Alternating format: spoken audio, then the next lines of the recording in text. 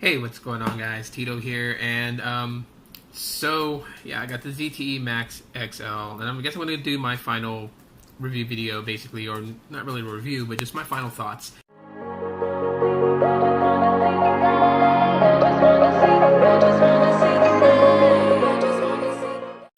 about the ZTE Max XL that is available on Sprint, Boost Mobile, Virgin Mobile. So, shouts out to Hey Arnold. I love that cartoon. I don't know. Some people find that cartoon to be annoying. It was dope to watch. It passed the times. But anyways, so the Max XL. What can I say that hasn't already been said about the phone? Pretty much not a whole lot, because a lot of people have covered this phone, and some of my colleagues have covered this phone pretty good. But user experience wise, I'm just going to tell you guys how I feel about it. I think this was a good idea for Boost Mobile, for Sprint, for Virgin Mobile, but it wasn't executed very well. The reason why I say that is because the body of this device is really awesome. Okay, so from a hardware standpoint, you're not looking at an eyesore. Okay. 6-inch display does very well for watching videos and things like that. And while I have complained that this phone's pretty big to be a constant hold in your hand, at the same time too, I don't want to say that it's a learning curve, but technically it can be. But sometimes it just gets pretty stressful. You want to switch back to something more of this size. Okay, so now, the reason why I say that it wasn't executed very well is there are some software issues with this phone that just drive me bananas, okay? For a phone with an octa-core chipset, it seems to lag and struggle compared to something that is quad-core, like the Moto E4. I have a faster, much more enriched, and much smoother experience with the Moto E4 than I do with the Max XL, which is kind of troubling because with the Snapdragon 435 octa-core chipset, you expect a 8-core chip to run more sufficient than a 4-core chip. That's not the case with this.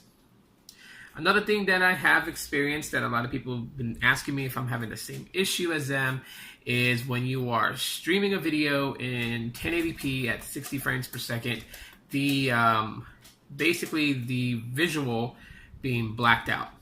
Okay, so like watching a YouTube video at 60 frames per second, 1080p, what initially will happen is that after some time, the visual of the video gets killed off. It's a black screen. The audio is still going. The timer is still going, so you know that the video is still playing. But the video itself is gone. And this is an issue that's been going on, and I'm hoping that ZTE knows about it. Well, they should, if they have a lot of people complaining about it. But I'm hoping that ZTE has plans to actually rectify and fix the situation, because this would be an issue for a lot of people to complain about. For me, it's not a super real bad issue because I just downgrade the video quality to 480p, which is DVD quality, and I'm okay watching videos on YouTube in that sense. I don't need to have it in the highest resolution in order to say that I'm having an okay experience with it. But, like I said, software is important.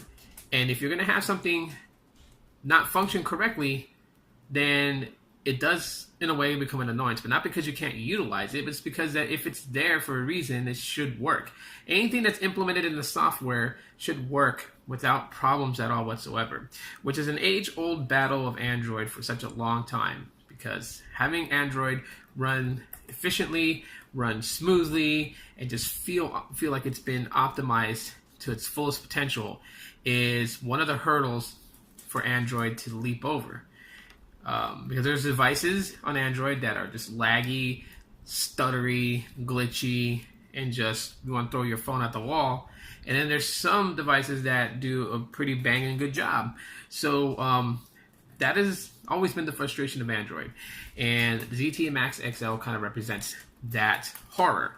That such a, promising device can have some minor issues with the software that then become where it's just like you don't want to use it. You want to put it down and go for something else.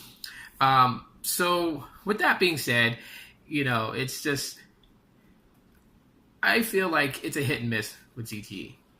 I think the idea of the Max XL is actually pretty great. I think that, bringing a much updated phablet to Boost Mobile, as a lot of people go off about the Z Max Pro and all these other devices that, Metro and Cricket have, and they're like, Boost Mobile was in time and was in need of one, and they got one, but at the same time too, they got one that was having some software issues. And hopefully ZTE will correct that in the future, because other than that, there's not really much I can say bad about the phone.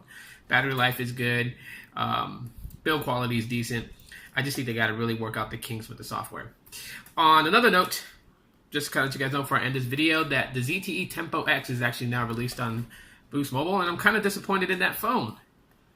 I mean, for a $79 phone that's running 7.1.1 Nougat, it's kind of sad to see that it has 4-year-old, 5-year-old specs on it. 8 gigabytes of internal storage, 1 gigabyte of RAM. It's running a 1.1 gigahertz octa-core processor. I mean, these things, I know it's a real low budget device that's going to bring Nougat into the hands of those people that are on an affordable budget. But me personally, the ZTE Tempo X, if I was to price that phone, just basically based on the specs that it has and whatnot, I would really put that phone at a $49.99 than a $79.99 just for what it has. Because you can find phones that are $40 that have double the amount of internal storage and double the RAM. So, yeah, kind of leaving me to wonder what's going on. But anyways, that's my quick rundown of what I think, final impressions of the ZTE Max XL. Let me know what you guys think in the comment section of this video. Smash that like button if you guys enjoyed it, and don't forget to click that subscribe button if you're new here, and also the notification bell so you guys know when I upload a video. So until the next time, everybody, I'm Tito, and I'm out.